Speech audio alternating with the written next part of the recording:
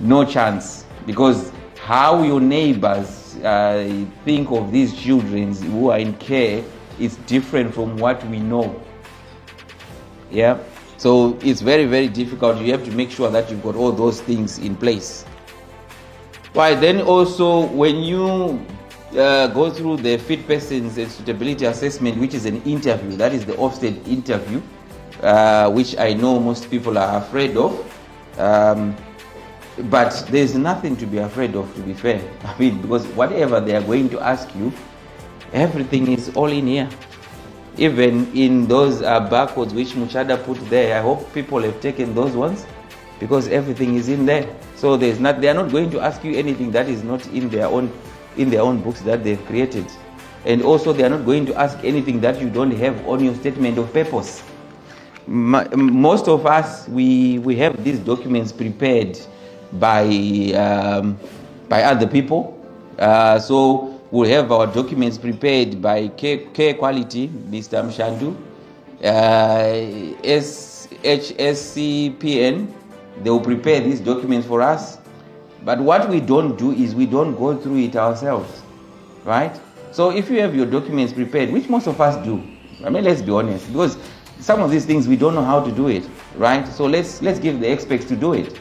So when these experts complete those documents, find time to go through, what they have completed. Like what Blue Hector was saying, that, some of us directors, I must say probably I'm one of them. When my financial statements come, I pass it through my operations and financial team to look into it, and I'll just put the final signature just like that. So I've learned something today, Blue Hector. Thank you so much. Otherwise, I might be signing for the wrong things. So it's the same as well when you have your policies done by these professionals who are doing policies and preparing all these things for you. Just find time to read. Familiarize yourself with all those documents, because that is exactly what the inspector is going to ask you on your interview. Mr. Mshandu is not going to be there at your interview. You'll be on your own. Find time, read those documents, go through all those documents, go through your statement of purpose, personalize it, understand it, you make it your own.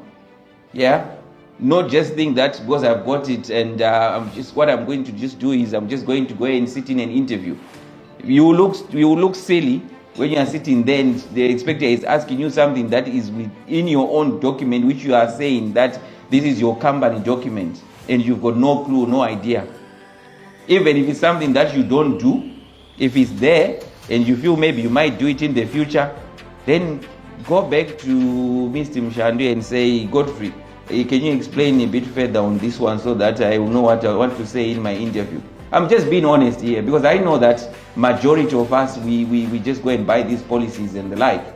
Because this is why there are people who do such things, who do policies, who do this statement of purposes for us, who helps us, these consultancies. But you also have to be reading these things, understand them, and don't be shy to ask questions.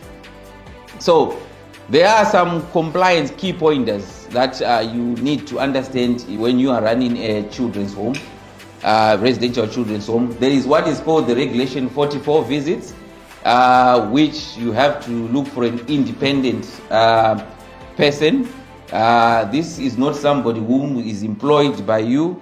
This is not your relative. This is not your husband or your wife or your partner. This is somebody who is very independent from your company. So what this person will be doing is more like quality assurance. It's more of a mini Ofsted inspection that they do. Right? They will come and inspect your homes monthly. It's a regulatory requirement that they have to do it every month. And when they inspect your homes, they will send you the report. You go through the report. That's another thing again.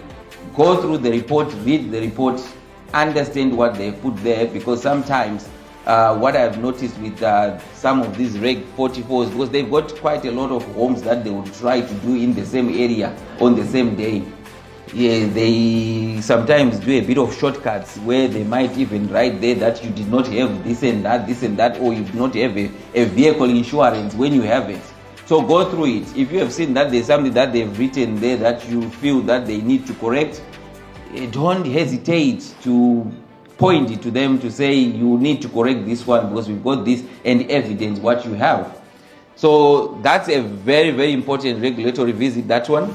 And if you are the responsible individual, you have to put your comments, because usually there might be an action plan there, or there might not be any action which you need to do, but you have, this will show that you have read anyway your report. You have to put your comments as the responsible individual. Your manager will also have to put their comments, and you send it back to the Reg 44. Years back you could send it yourself to Ofsted, but Ofsted has changed that, because from what I heard, I did ask my Reg 44 about this. Some of us were changing things there. So you'd receive a Reg 44 inspection report, start to play around with it to make sure that obviously whatever actions that inspector would have put there, you know, you can lie a little bit and change it. So what now Ofsted has done is only the Reg 44 inspector who sent the final completed report to Ofsted. Keep a copy in your own files of this, and make sure that any action that is there has been completed before the next visit. This is a monthly visit. There is also the regulation 40. This is serious incidences.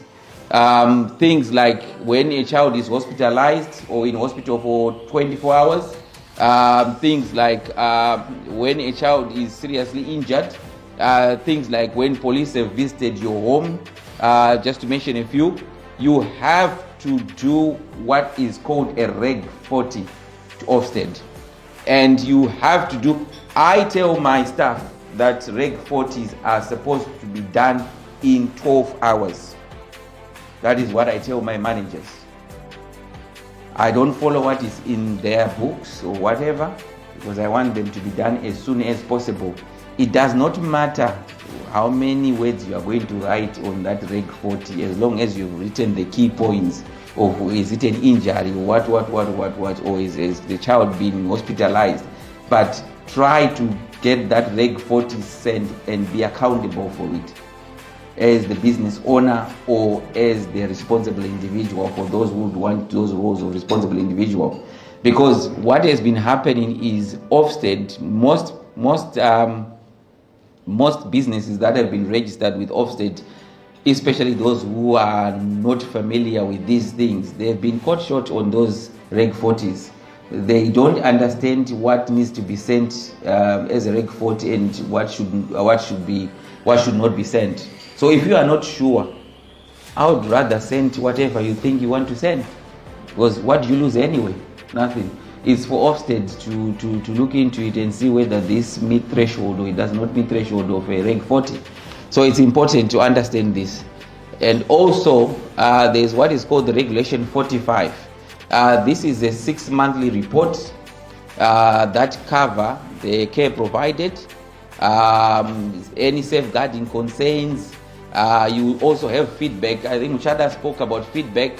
You also gain feedback from the children themselves, parents, external agencies, professionals such as the social workers, local authorities, health professionals if they're involved. Many times they are. And also any actions from your quality standards, which probably would have been picked on your inspections.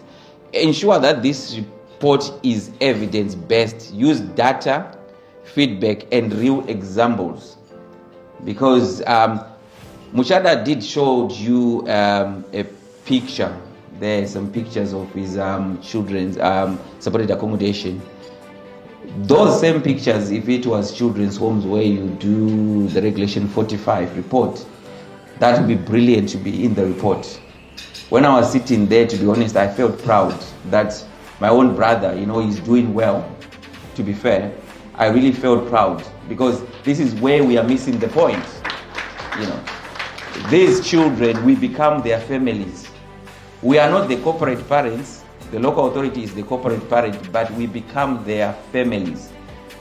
Majority of them were only who they know. Majority of them were only the people who probably would take them to London for the first time. Did you know that some of the children here in the UK have never been in London? Did you know that some of the children, British-born children, have never used a washing machine? Did you know that? I was born in Africa, in Zimbabwe. Never used a washing machine.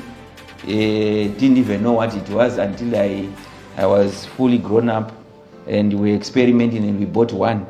But children here, where you think is the first world, and they know all these things, they've got no clue. So when we teach them to use these washing machines, teach them life skills, take them for trips, London, seasides, do their birthdays like what Mushada did, it could be for the first time. So that's really part of it. That's what brings the whole joy in what we do every day.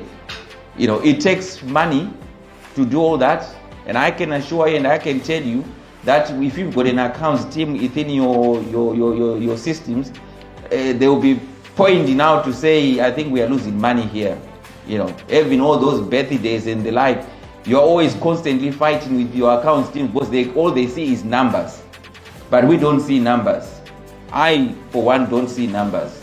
We'll put as much as we can to make sure that also those children's lifestyles are changed forever, right? So this regulation 45 report is very, very important. Every 6 months, you are supposed to, your manager is the one who does the regulation 45 report. And if you are a responsible individual, or if you are a director who is very much involved, you need to go through and read that report and also put your comments. There are examples of non-compliance examples. I'm just going to give you one that is very, very common. So the regulation 44 visitor reports have not been submitted to Ofsted within reasonable time frames. Normally, I think it's 28 days, which Ofsted will usually say you have to submit your Reg 44 visit reports, because this is what helps them to sort of like inspect your homes even when they are not there. They don't need to come and inspect your homes. If your Reg 44 visitor writes something there that triggers them to for an inspection, even an unannounced inspection, they will do it from that report. So you can see how important those reports are. So you have sort of like, I put that as an example that which I've seen happening a lot, where some of these reports have not been submitted to Ofsted. Responsible individuals like myself have got no clue that they need to put their feedback on those reports as well. That's a breach. That's what we call non-compliance. So I'm just going to give you that as an example. By the way, these slides, health social care providers network, they've got the slides. So if you want them, I'm sure they will send them to you. So you can read also the other breaches there. The breach of education standard, which is another one which is common. You have a child who comes to you who should be in school, and you've got no evidence of looking for education placements, nothing. All you are doing is, you think your role is just to look after that child. Yeah? How about school? So you have to support that child working with the local authority to make sure that you find a suitable school education provision for that child. As long as you can show evidence that you are doing that. So your manager, if you've got a very good manager, they will be able to show that evidence. They will be able to liaise with local authorities and push the social workers, put everything in writing, and push for education. If you are not registered as an education provider, please don't run in illegal education placement on your home. Yes, you can do what is called homeschooling. It's there, you can do, but not for long. With the agreement with the local authority, while they are looking for a provision for that child, you can start to homeschool that child.